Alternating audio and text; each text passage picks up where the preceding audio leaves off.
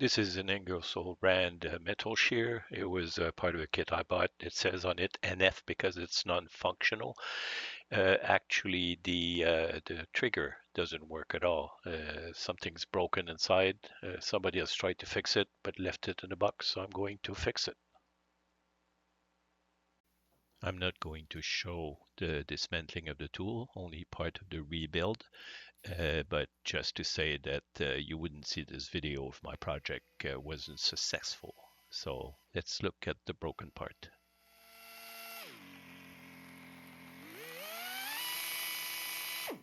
So this is the parts diagram. What I found is that this part, the inlet valve, is broken, probably broken. So I have to dismantle the tool and recreate the part.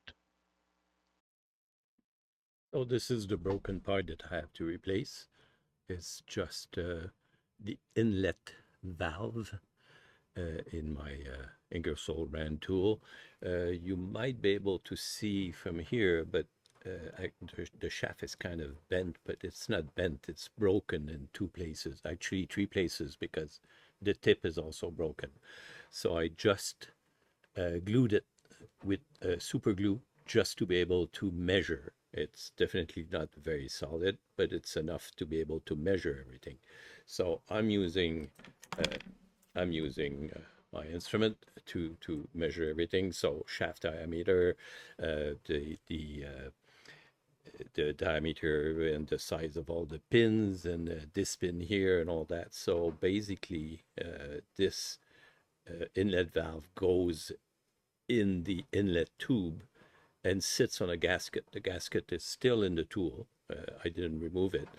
And then there's a push pin that when you press the trigger, that pushes the valve this way so that the air can come in the tool and get to the mechanism that is the rest of the tool. So all I'm concerned today was replacing this part. So it's been clean measure, and these are the measurements. This is what it looks like. Let me zoom out just a bit. Okay, so these are all the measurements. This is the part. It's oriented this way. So that's the part, and that's all the measurements.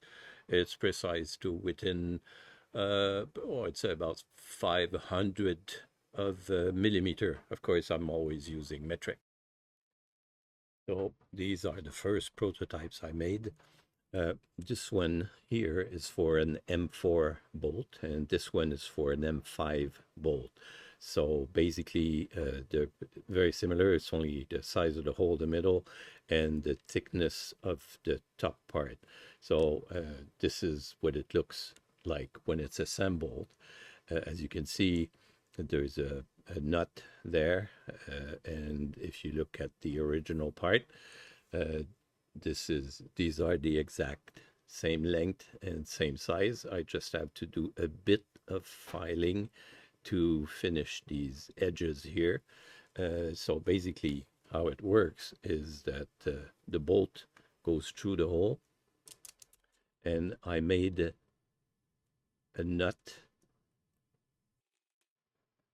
So I'm using different colors so you can see how it's assembled. So basically at this stage, as you can see, it's a bit loose. So at this stage, what I did for the final part is that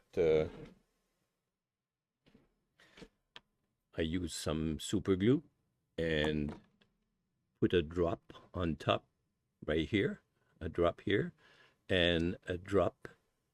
I think you can see where the nut fits. So a drop there. This super glue doesn't dry very fast, so it gave me enough time to finish assembly. So the final assembly is lining up the nut as you come down, and then the nut sits in its hole, and then all I have to do is use an Allen key to finish. It doesn't have to be super tight, it has to be quite tight, but the glue will fill the gap, and that's it. That's the part. This one is a little bit bigger. It's an M5 nut, this is the one I'm going to use. So the difference here, as you can see, different plastics. So the black plastics are actually PET CF, which is what I usually use when I build tools. It's much more solid than PLA or PETG. It's not very flexible, but it's made to resist heat and shock. So these are the final parts. As you can see, you might be able to see, I think you can see this way, you can see the nut bed or the nut seat that goes there. And this is of course the same for the M5. I haven't decided if I'm going to use the M4 or M5. If I use the M5, of course, I have to cut it because it has to be the same length.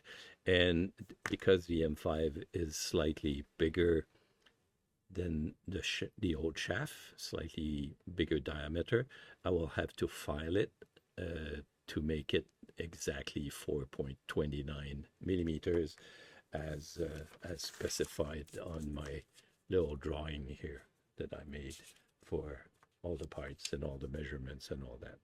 And that's it. The rest of the video is reassembling the tool.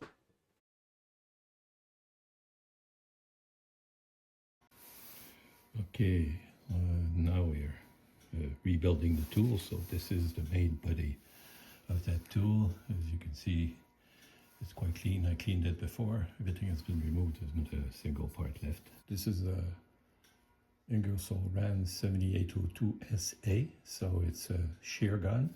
So we're going to rebuild it, remount it. There's some residue from dismounting. This is a lock nut, red. So it was a pain to undo. This is in, well, you can't see really, but this is where the pin goes, the trigger goes right here. And the filter and the inlet valve is what I'm replacing. So that's the old valve with the broken shaft. And that's my replacement valve with a nut and bolt. So we'll go ahead and reassemble everything. So, and by the way, the new inlet valves that are sold by Ingersoll RAN for these machines are made of this part. The end there is made of plastic and there's a metal shaft, so quite similar to what I'm using.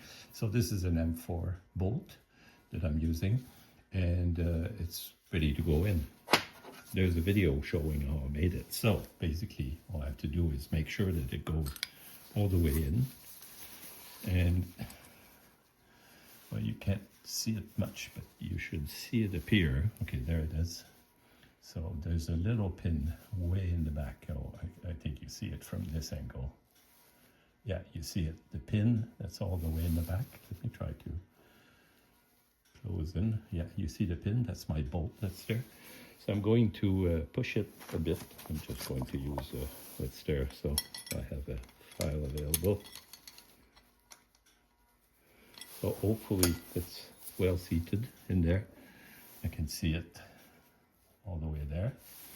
And then the spring goes second.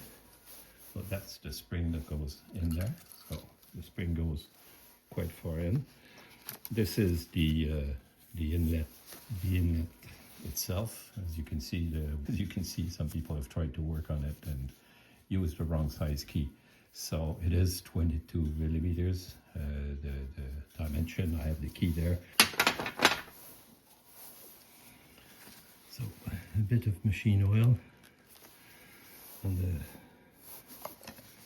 the thread, and it goes right here.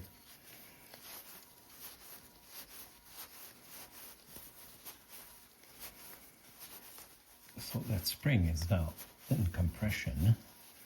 I'm just going to give it just enough torque so that it stays in place. I didn't put lock nut, I don't have any right now, so I'm going to put the air filter. The pin is still in place, so I'm looking at it. I don't know if you can see it. You can see that pin in the back.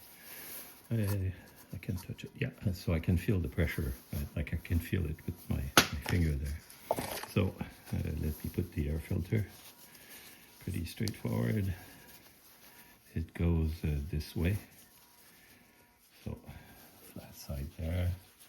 Just roll it around.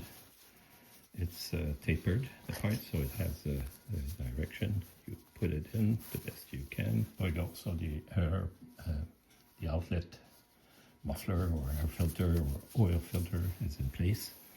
There's two little parts that go here.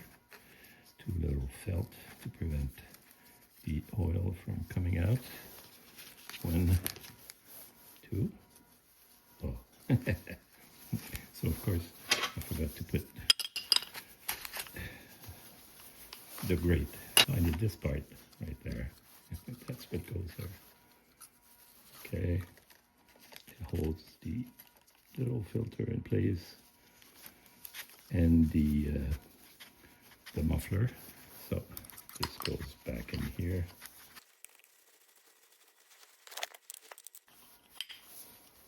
There we go. Doesn't have to be too tight. So this is in. The pin is in. You can see it here in the back. If I touch it, it moves. So that's a good sign. That's what it's supposed to do. So now I have to put this part in. This is the trigger mechanism.